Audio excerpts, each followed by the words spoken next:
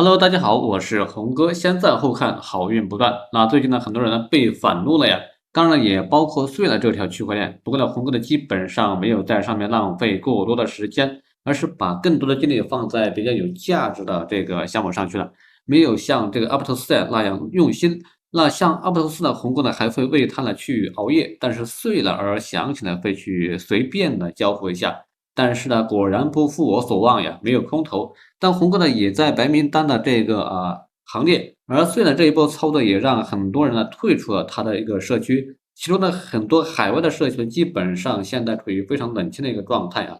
那想被白名单的朋友呢，昨天可能都拿到了比较大的结果了，因为一个晚上相当于在工厂呢干了2、3个月，或者说你跑外卖了，可能要干上个1个多月到2个月，所以呢还是非常可观的。话又说回来，你会去继续的支持它的一个生态发展吗？也就是拿着真金白银去参与它的生态的项目。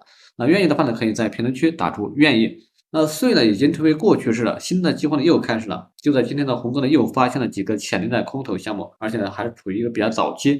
那对于普通人来说的话呢，目前进入区块链领域呢是一个不错的选择。想支付，选择时机很重要。天时地利才能人和。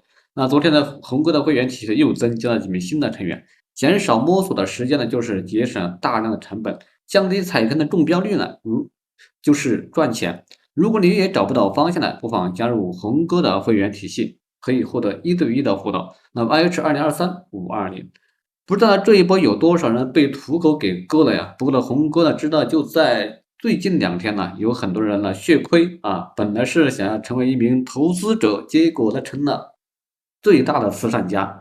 那从链上的数据呢，又发现了几万枚的以太坊转入了交易所，所以大家一定要注意行情的波动啊。比特币呢，要重点关注这个28000户和27000这2个位置。如果跌破的话呢，有可能会继续的下探了。上方的3万美金呢，依然是一个比较重要的压力啊。如果突破的话呢，有可能还会继续的向上突所以说呢最近呢，大家呢一定要注意行情的波动，同时呢也要注意市场上的其他项目的一个实际的一个情况，有可能会被反撸，甚至可能会把你的本金给拉走所以大家一定要注意了。